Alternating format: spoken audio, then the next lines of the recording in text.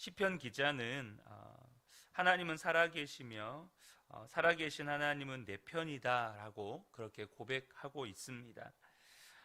우리가 하나님을 믿었다면 반드시 우리의 믿음 또한 하나님이 내 편이십니다라고 고백할 수 있는 믿음으로 나아가셔야 합니다. 하지만 하나님이 내 편이시다라고 고백하지 못하는 성도들도 많습니다. 이유는 바로 자신의 처지와 형편을 보고 하나님이 내 편인지 아닌지를 판단하기 때문이죠. 우리에게 하나님이 내 편이시다라고 말할 수 있는 확실한 증거가 있습니다. 그것은 바로 십자가와 내 속에 계신 성령님이시죠. 우리가 잊지 말아야 할 것은 하나님이 나의 하나님, 하나님은 내 편이시다라고 고백하려면 내가 주님의 편이 되어야 한다는 사실입니다. 저는 우리 그은혜교회 모든 성도님들이 항상 주님 편에 서시는 복된 분들 되시기를 주님의 이름으로 축복합니다. 본문의 시편 기자는 언제나 주님께만 영광을 돌렸고, 죽고 사는 것보다 중요한 것은 주님이 하신 일을 증거하는 것이라고 말합니다. 철저하게 하나님 중심, 주님 중심이었습니다. 여러분은 진짜 두려운 것이 무엇입니까? 건강하지 못한 것, 경제적으로 어려운 것, 혹은 내가 원하는 것이 이루어지지 않는 것, 아니면 여러분 죽는 것이 두려우신가요? 그것도 아니면 정말로 주님의 시편 기자와 같이 주님이 하신 일을 증거하지 못하는 것이 두려우신가요? 시편 기자에게는 주님의 일을 증거하는 것 외에 아무 생각이 없었습니다. 그는 철저하게 주님이 중심이었습니다. 내 생의 마지막 한 달이라는 책이 있습니다. 캐리 슉 목사님과 아내이신 크리스 슉 사모님이 함께 목회하면서 죽음을 앞둔 많은 교인들과 시간을 보내는 중에 깨달은 것이 있어서 삶의 기쁨도 감격도 감동도 없고 너무 메마르고 너무 짜증나고 우울한 사람들에게 당신에게 살 날이 한 달밖에 없다고 한번 가정해 보고 그렇게 한 달을 살아보라고 도전하는 그런 책입니다. 자신이 언제 죽을지 알게 된 사람, 내가 이제 곧 죽겠구나 하는 것을 알게 된 사람은 삶을 값지게 살게 된다는 것이죠. 그것을 보고 이 목사님 사모님이 깜짝 놀랐다고 하는 것이죠. 여러분도 한번 상상해 보시면 좋겠습니다. 여러분이 만약 한 달을 살 수 있다면, 한 달만 살 수 있다면 그 한 달을 무엇을 하면서 사시겠습니까? 이런저런 일 때문에 미뤄뒀던 정말로 중요한 일들을 아마 할 것입니다. 아침에 일어났을 때 하루가 감격스럽죠. 하루하루가 감사하고 너무나도 소중할 것입니다. 누군가를 향해서는 용서해 주세요. 또 누군가를 향해서는 내가 용서하겠습니다. 그렇게 하는 것이 정말 중요하죠. 용서받지도 못하고 용서하지도 못하고 죽는 것은 여러분 하나님 앞에 섰을 때 정말로 두려운 일이기 때문에 그렇죠. 더 이상 나 할 것이 없게 됩니다. 이젠 정말 찾아가고 만나지 못했던 사람들을 만나고 그와 더 깊은 관계를 갖고 깊이 사랑하고 그렇게 하고 싶은 것입니다. 심지어 주변에 있는 자연 환경들조차도 하나하나가 너무나도 소중하게 된 것이죠. 하나님의 나라를 이전에는 생각하지 못하면서 살았는데 이제 곧 가서 뵙게 될 하나님, 그리고 영원한 하나님의 나라의 영광이 너무나도 기다려지는 것이죠. 영적으로나 인격적으로나 또 관계적으로나 성숙한 삶을 살게 되는 것이 언제일까요? 그것은 내가 죽을 때가 언제인지를 알게 되었을 때입니다. 우리가 예수 그리스도 안에서 정말로 놀라운 역사가 죽는 것도 복이 있다는 것입니다. 이 죽는 것도 복이 있다는 것은 죽음이 더 이상 두렵지 않게 되었다는 것입니다. 내가 죽을 수밖에 없는 존재라는 것을 잊어버리고 사는 것이 여러분 두려운 일이죠. 오늘 본문의 시편 기자는 예배의 기쁨이 충만합니다. 19절과 20절을 보면 구원의 문들을 열어라. 내가 그 문들로 들어가서 주님께 감사를 드리겠다. 이것이 주님의 문이다. 의인들이 그리로 들어갈 것이다. 여러분, 이것은 예배 찬송입니다. 시편 기자는 지금 예배하면서 하나님을 만나고 있습니다. 구원의 문을 열고 들어가서 하나님의 보좌에서 하나님께 감사를 드립니다. 그는 예배를 드릴 때마다 하나님을 만났습니다. 여러분, 저와 여러분도 똑같이 예배를 드릴 때마다 하나님을 만나셔야 합니다. 그 이유 중에 하나는 무엇보다도 하나님께서 저와 여러분에게 약속해 주셨습니다. 마태복음 18장 20절에 두세 사람이 내 이름으로 모인 곳에는 나도 그들 중에 있느니라. 여러분, 이 말씀이 사실이라면 지금 우리 가운데 주님이 계십니다. 느끼든 느끼지 못하든 주님은 우리 가운데 계신다는 것입니다. 우리는 예배 때마다 모여서 찬송을 부르고 말씀을 듣습니다. 우리가 발표회나 강연을 들으러 온 것도 아니고 영화나 연극을 보러 온 것도 아닙니다. 여러분, 우리를 모이게 하고 찬송하게 하고 기도하게 하고 또 말씀에 귀를 기울이게 하는 분이 누구십니까? 여러분, 목사가 그렇게 하는 겁니까? 여러분, 우리는 우리의 눈에 보이는 것이 전부가 아닌 것을 아는 사람들입니다. 여러분, 주님이 하시는 것입니다. 주님이 우리 가운데 역사하지 않으신다면 우리는 예배를 설명할 수가 없습니다. 우리는 예배 때마다 주님을 만나게 되어 있습니다. 왜요? 하나님이 약속하셨으니까. 우리가 예배할 때마다, 찬양할 때마다 우리를 기뻐하시면서 바라보시는 주님을 바라보는 눈이 뜨여야 한다는 것이죠. 우리가 예배할 때마다 주님을 만나는 은혜를 경험하면 세상이 무섭지 않게 되는 것입니다. 아무리 세상에서 하나님이 계신다 안 계신다 그런 말을 해도 세상이 두렵지 않게 되는 것입니다. 하나님은 우리가 약하다고, 능력이 없다고, 또 미련하다고 우리를 이 세상처럼 외면하는 분이 아니십니다.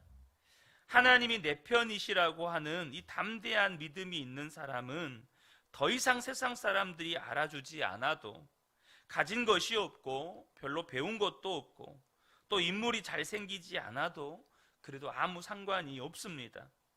하나님은 항상 약한 자를 택하시고 미련한 자를 택하시고 없는 자를 택하여 쓰시는 분이시기 때문에 그렇죠. 오늘 본문에도 동일한 말씀이 기록이 되어 있습니다. 22절과 23절인데요. 집 짓는 사람들이 내버린 돌이 집 모퉁이의 머릿돌이 되었다. 이것은 주님께서 하신 일이니 우리의 눈에는 기이한 일이 아니랴.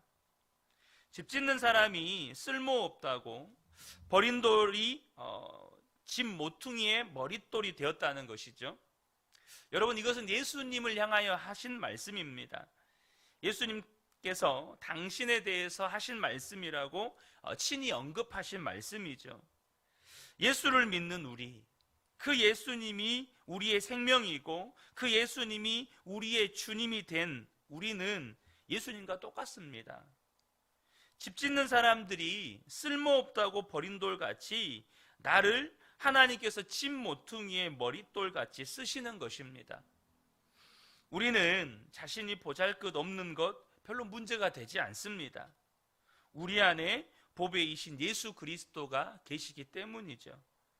고린도후서 4장 7절을 보면 우리가 이 보배를 질그릇에 가졌으니 이는 심히 큰 능력은 하나님께 있고 우리에게 있지 아니함을 알게 하려 함이라.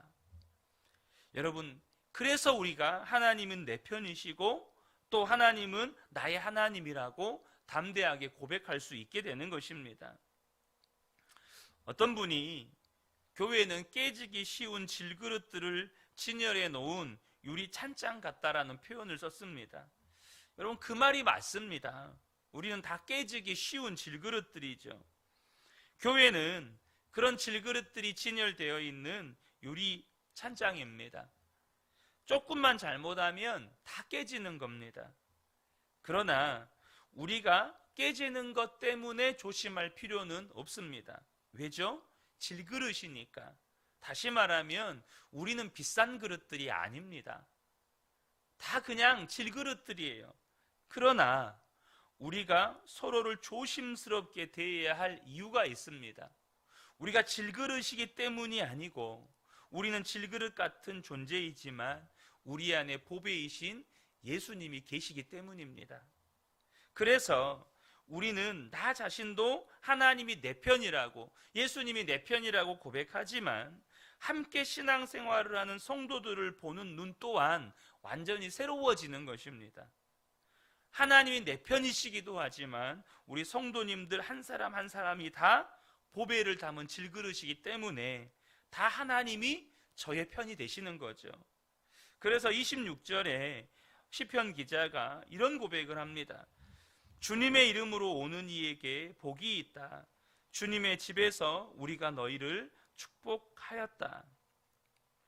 주님의 이름으로 오는 성도들은 다 복이 있습니다.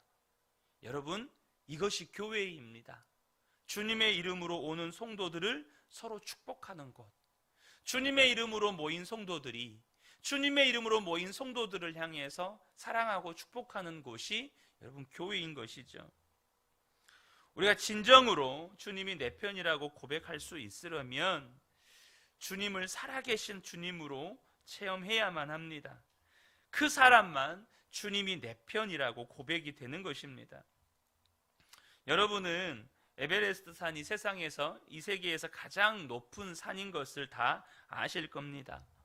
그러나 실제로 네팔에 가서 에베레스트 산의 앞에 가보고 또 그 산에 오르는 것과는 완전히 다르죠. 에베레스트 산을 안다고 생각하는 것은 실제로 가서 보면 완전히 다릅니다. 우리가 천국이 있다는 것을 알고 천국이 좋다는 것도 다 아실 겁니다. 그러나 실제로 죽어서 천국에 가서 그 천국의 영광을 보는 것과는 완전히 다릅니다. 들어서 아는 것과 실제로 아는 것은 완전히 다른 개념입니다. 모세가 하나님께 그 반석에서 물을 내라고 할 때 모세가 화를 냈죠. 그 일로 인하여서 하나님께서 모세를 가나안 땅에 못 들어가게 하셨습니다. 그러나 모세는 가나안 땅에 들어가고 싶었습니다. 근데 하나님이 못 들어간다고 하는 거예요. 모세가 하나님께 간청도 했습니다. 신명기 3장 25절에 보면 구하옵나니 나를 건너가게 하사 요단 저쪽에 있는 아름다운 땅, 아름다운 산과 레바논을 보게 하옵소서. 그런데 하나님께서 모세에게 그만해도 족하니 이 일로 다시 내게 말하지 말라라고 말씀하십니다. 모세를 요단 건너편 비스가산 꼭대기로 데리고 올라가서 그 비스가산 꼭대기에서 요단 건너편에 있는 이 가나안 땅을 보게만 하시고 모세를 데려가셨습니다. 여러분, 모세가 가나안 땅을 봤어요. 비스가산 꼭대기에서 이 요단 건너편의 가나안 땅을 다 봅니다. 그러나 실제로 들어가서 거기서 가나안 땅을 본 것과는 완전히 다르죠. 예수님에 대해서 우리가 실제로 수없이 많이 들었습니다. 이제 사실 더 들을 것도 없습니다. 그러나 살아계신 하나님을 만나는 것은 완전히 다른 것입니다. 그래서 우리가 예수님과 동행하는 삶을 살자고 하는 것입니다. 여러분, 저는 우리 그은혜교회 모든 성도님들이 예수님을 살아계신 하나님으로 만나게 되시기를 축복합니다. 그러면 더 이상 나 중심으로 예수님을 믿는 것을 중단해야 합니다. 주님은 내가 주인이고 주님은 나를 도와주시는 분이 아닙니다. 이제는 진짜 예수님을 주님으로, 예수님을 왕으로 모시고 사셔야 합니다. 그리고 내가 항상 주님 편에 서는 것을 힘쓰셔야 한다는 거죠. 그러면 주님이 나의 편인 것을 알고 경험하게 되는 것입니다. 사랑하는 성도 여러분, 기도할 수 있을 때 기도하셔야 합니다. 예배할 수 있을 때 예배하셔야 합니다. 함께 기도할 수 있을 때 기도하셔야 합니다. 성도들이 살아계신 하나님을 만날 때는 반드시 기도가 있었습니다. 시편 기자도 그가 죽을 수밖에 없는 처지에서 하나님께 기도했을 때 하나님의 구원을 체험했습니다. 여러분, 기도가 없다면 우리가 아무리 주님이 내 편이라고 외쳐도 실제 아무 능력이 없는 것입니다. 문제는 우리 안에 기도할 힘이 없다는 것이죠. 어떤 분은 10분, 20분 기도하는 것조차도 힘들고 커 보이는 분들도 있습니다. 그래서 함께 기도하는 것이 중요합니다. 새벽 예배, 금요 기도회 함께 기도하는 것 중요합니다. 혼자서만 우리가 기도하려고 애쓰면 우리는 다 영적으로 지치고 쓰러지게 되어 있습니다. 무슨 일이 있어도 같이 손을 잡고 같이 기도하는 거죠. 같이 붙들어줘야 하는 겁니다. 예수 동행의 일기를 쓰면서 나눔 방에서 함께 나누게 하는 이유도 거기에 있는 겁니다. 그러면 우리가 그렇게 매일 하나님께 기도하고 주님과 동행하기를 힘쓰면 오늘 본문 시편 118편의 기자의 고백이 나의 고백이 되는 것입니다. 6절을 보면 주님은 내 편이심으로 나는 두렵지 않다. 사람이 나에게 무슨 해를 끼칠 수 있으랴. 17절에 내가 죽지 않고 살아서 주님께서 하신 일을 선포하겠다. 19절에 구원의 문들을 열어라. 내가 그 문들로 들어가서 주님께 감사를 드리겠다. 28절에도 보면 주는 나의 하나님이시라. 내가 주께 감사하리이다. 주는 나의 하나님이시라. 내가 주를 높이리이다. 사랑하는 성도 여러분, 정말로 우리 모든 성도님들이 주님이 내 편이시라고 고백하며 살게 되시기를 축복합니다. 그러므로 항상 내가 주님 편에 살면서 믿는 자의 영광을 드러내게 되시기를 예수님의 이름으로 축복합니다. 아멘.